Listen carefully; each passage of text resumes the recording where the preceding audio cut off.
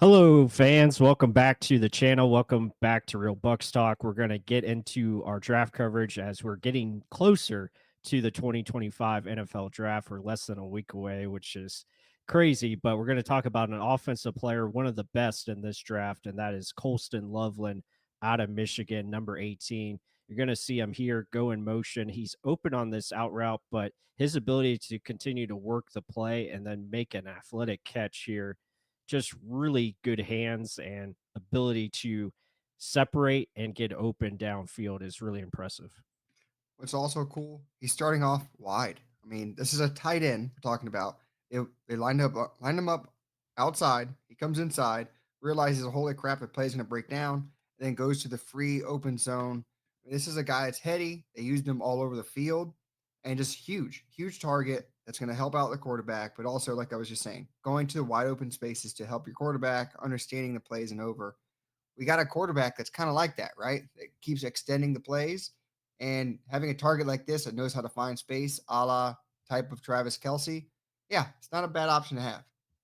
Right. Yeah. Can't agree more. I mean, when you look at him, 6'6", almost 250 pounds, ability to be a smooth, fluid operator, as you see here, finding the space yet again, middle of the field, something that the Buccaneers could use, another middle of field target to pair up with Mike Evans and Chris Godwin. Yeah, you could definitely see this as a possibility at 19th overall if available. And also hands catcher. It's a big thing with me. And I like the guys actually go out and pluck it instead of waiting for it to come to them. And this is a tight end again. We're mentioning tight end. Look where they lined him up at. So there's the ways you can be creative and use chess pieces like a guy like Colston, 6'6", 250, running out from the backfield, cutting in front of a linebacker. Yeah, he doesn't come down with it, but the possibilities of doing this, that's a better throw. It's led in front of him. Maybe it's a catch, but still, like the possibilities, how many ways can you use this guy, right? Right, absolutely. And now we're going to see him there has been some knocks with his run blocking, but I think he's a capable run blocker. Effort is there. The willing to block is definitely present. So you're going to see him here kind of gets beat inside, but he does a good job of staying with the block and then continuing to push from behind.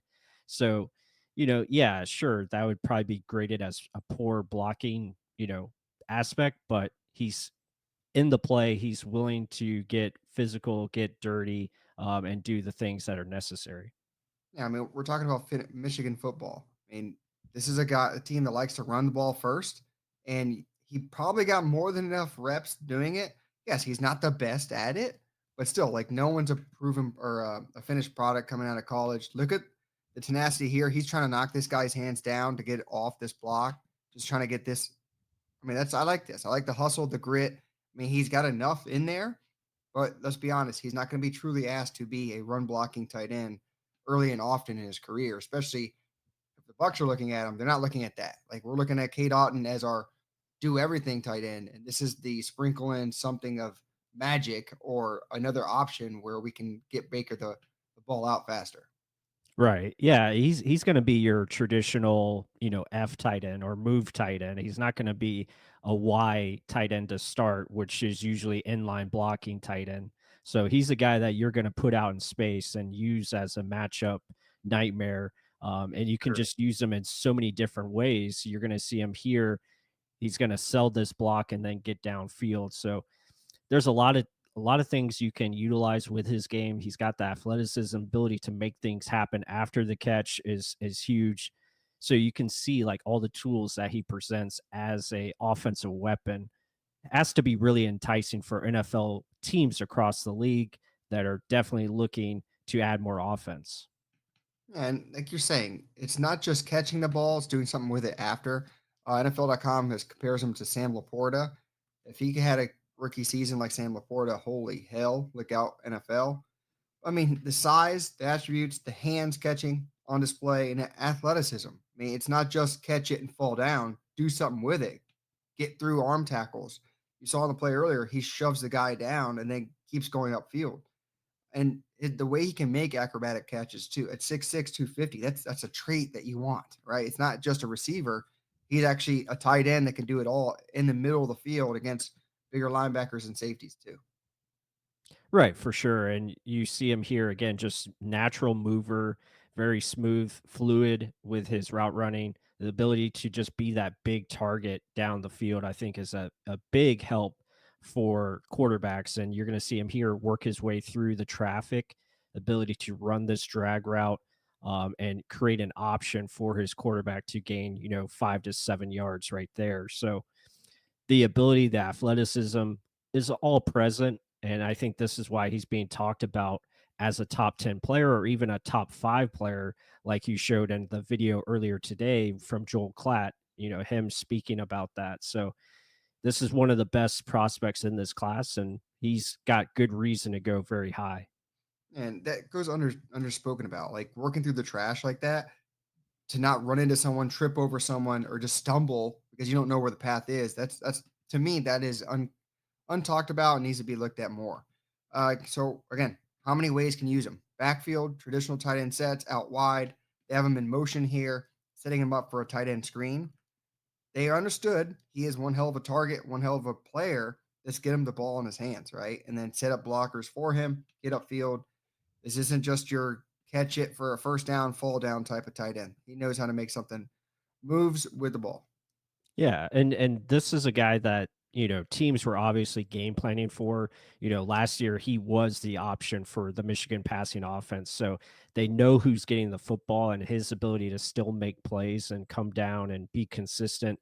That's, give credit to him. And that just shows you how talented he is. And you can see like just the athleticism here to churn his body and get upfield quickly, even though, he steps out of bounds there, but the ability to show that is obviously, that's tremendous. And then getting, wide open right here off the play fakes. And you can see just how fast he is to accelerate through and, good hands catch again, toe tap.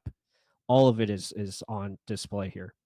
Yeah, and don't worry about 40-yard dash times. He didn't really time because he was recovering from an injury, but still, like, look at the tape. Look what you're seeing here in tape. Like, even this, like, understanding of zones. You have guys are going to be doing some moves, right?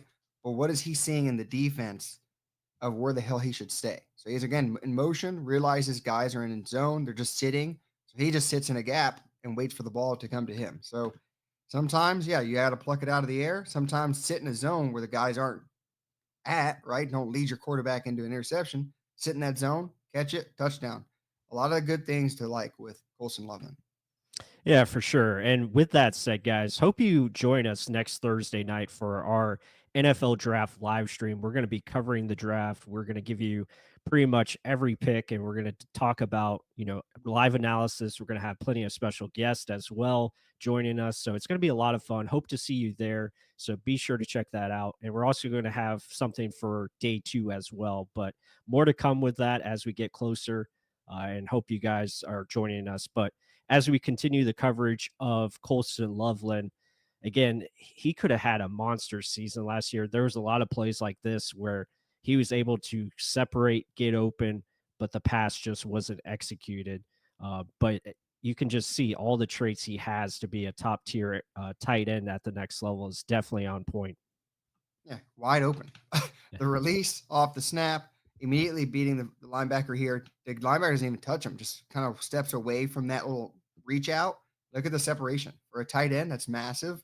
Usually seeing that with wide receivers. And just throw him the ball to space. Like this is, yeah, like you said, a better quarterback likely has a bigger ear. And then they're using a tight end with end arounds. So any offensive mind would love to have a guy like this. Like it's not just a clunky tight end. This guy can get it and move and break away from tacklers. Like this isn't something where you got to be worried about 40-yard dash time. Like well, I wish we had the clock on him. I'm not going to draft him. Now you see it on tape early and often, so I'm not really worried about that. It's more, can you fit him into your offense? Do you have an offensive play caller that can be creative and use him in these different ways? Right. And again, on this play here, you're going to see the athleticism to twist his body, to ability to adjust while the football's in the air to, make an attempt to catch this ball. Unfortunately, I think the football hits the guy's helmet Yes. and he's not able to, come down with it. And, a lot of Bucs fans are probably going like, why are we talking about a tight end when the Buccaneers have K. Dotton and others? But got to remember, K. Dotton's in a contract year.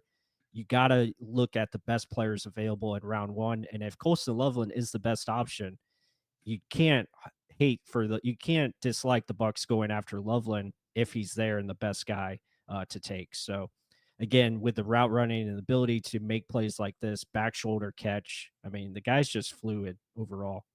Yeah, when we're talking first round possibilities, right? I mean, if all the best defensive players are gone, I know everyone wants better defensive players. Yes, so do I. It was proofs in the pudding. The numbers weren't really there. But this guy, as we're trying to show, nonstop. Look at the hands catch here, right off the ground. Got it, secure, first down. You get a guy like this that can fall all the way to 19. You have a way, same play, different angle to elevate the play of your tight end even more, centered around guys like Mike Evans, Chris Godwin. He makes him that much easier of a target because no one's gonna be looking at him, and you can still use him with K. Dotton on the field. It's just different ways you can make your offense even that much better. Because look at this. Talk about catching it and doing something with it, getting low, eluding the one arm tackle, getting upfield. These are just traits at a tight end. Yeah, at number 19, we drafted OJ Howard too. So you never know. Could be a thing that happens with Jason Light in the number 19 pick. Right, for sure. And I think it's just about continue to add and continue to build team strengths. You know, you want to continue to add talent at first thing and first most. You want to get the best player possible. But also, this could be an option where the Buccaneers trade down because someone is trying to trade up to get this guy. So Yeah. it could benefit you in that way. But with that said, guys, hope you enjoyed that video. Hope you enjoyed the breakdown of Colston Loveland, the tight end out of Michigan. Let us know what your thoughts are, and be sure to hit that like button, comment down below. And with that said, until the next one.